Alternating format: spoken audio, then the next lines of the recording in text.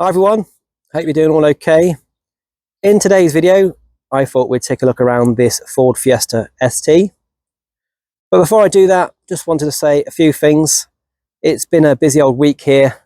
It's Friday as I film this. This is actually my last week here. The site of Trust Ford in Weston is actually closing down for good after many, many years. It used to be Passy and Porter before that. So I've kept busy and filmed quite a few cars this week, including this Fiesta ST. I've also done the Puma ST and also the Ford Mustang Dark Horse, which if I turn around, just there. So I've done a little video on that as well. So if you are a fan of Mustangs or Pumas, then stick around on the channel and look out for those. I'll probably post this one first and see how we get on. But anyway, I digress. So this, in fact, is the Ford Fiesta 1.5 turbocharged EcoBoost engine. It's the Dragon variant of the EcoBoost, so fear not, there's not a wet belt in sight. It is driven by a timing chain. It's got around about 200 brake horsepower, and it's front-wheel drive, complete with a 6-speed manual gearbox. It's got the ST styling kit on it, so you get the things like the nicey chunky bumper and the little lip on the bottom there with the Ford Performance ingrained into it. You also get these rather splendid 18-inch alloy wheels as well. You get 19-inch on the Puma. This one is the ST3. So when they did the Fiesta ST, it came out as the ST1, ST2 and the ST3. There's around about £2,000 difference between the ST1 and the ST3. So most people went for the ST3.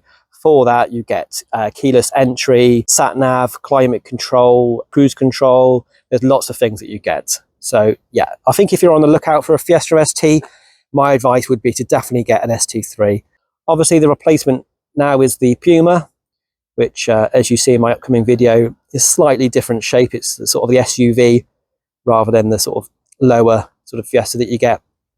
But again, if you prefer an SUV, then the Puma is a good one to go for. Let's take a look around here. So this is Mean Green, my second favourite colour behind Frozen White. You do have to pay for this colour if you want it when it was brand new, which was around about £800. But I think if you're going to get a Fiesta ST, it's got to be green, hasn't it? Reminds me of the Incredible Hulk. Take a look inside. So you've got the Ford Performance synthetic suede and synthetic leather seats in here, which are the same in the Puma and STs alike. I'll just scooch over here. In terms of sort of interior, door cards are slightly different on here compared to the Puma. So on the Puma, you'll see that you've got red stitching that comes along here and up there on the early Puma STs. Then on the brand new one, as you might have seen, they've changed it up again and it runs red stitching all the way across onto the dash, which I think is a really nice feature on these brand new ones. You've got the carbon effect trims starting there and then go up across the dash to the very end here. Quite a nice little feature there with the sort of red inserts. You've got the Sync 3 audio system. I might just pump this seat forward a bit and I'll turn it on. There we go. So I'll just give that a second. Shouting at me because the door's open. So yeah, this is the Sync 3. So the good thing about this compared to the Sync 4, which is the latest version, it's in the new Puma, etc., is it has got more twiddly knobs and buttons. Whereas the Sync 4, it's 99% touchscreen. I think there is one button that you can do the volume on, but that's about it.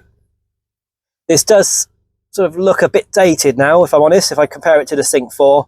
You've still got all your creature comforts, you've still got your CarPlay, your Android Auto, things like that, sat-nav. But yeah, comparing it now to the Sync 4 does feel a little bit old. But in fairness, when you're driving one of these, the last thing you're going to worry about is the display that you're looking at. You come down here, you've got the little pocket there, 6-speed manual gearbox and a conventional manual handbrake. Got a couple of buttons down there, keeping it simple. You've got the button to turn off the stop start and the other button to turn off the traction control, which I'm not sure I'd recommend on an ST, especially a 1.5. Up here we've got a conventional looking heater control panel, which is nice to see. So lots of round knobs and buttons on there, nothing having to distract you on the screen. No heated seats or heated steering wheel in this particular one, although you do get that in the Puma ST. Come round to the instrument cluster. Try to turn that round that way. There we go. So yeah, it's done. Well, it's done nearly 10,000 miles. So I wasn't far off. We're a little bit low on fuel, but we should be okay for now. I just shut this door just to get rid of that warning.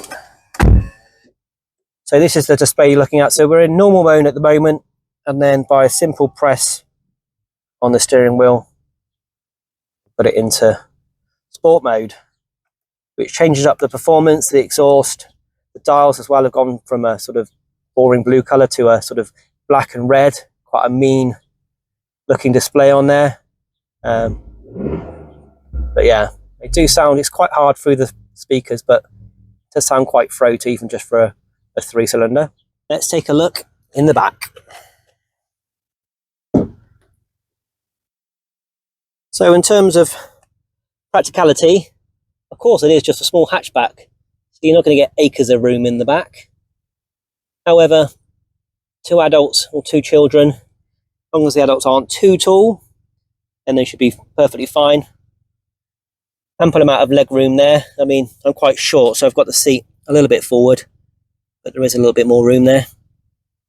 You've got the middle seat belt there as well, for any small people that you might want to carry around. And of course, this all comes with Isofix as standard. We'll take a look at round in the boot. Not a massive size boot. Again, it is a small hatchback, so you're not really going to be buying it for a massive boot.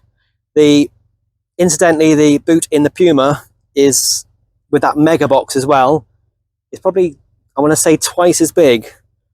So yeah, if you really need a decent sized boot, you are going to have to go for the Puma. It's got the split seats as well though, which is quite handy if you do need to put anything long in the boot. Well, before I go, I forgot to mention the launch control feature on the Fiesta is pretty cool. It'll pop from the exhaust as well. I hope you enjoyed the video. Let me know if you have any questions about it in the comments below. Please keep a lookout for my other videos that I should be posting to the channel this week. I'm getting quite good numbers for my Ford stuff, so hopefully that will continue this week. I'm on the verge of breaking nearly 800 subscribers, which is small fish compared to the big fish in the sea. But for a little channel like mine that only posts now and then, I think it's pretty good. But anyway, take care of yourself, and I'll see you soon on Content Cars.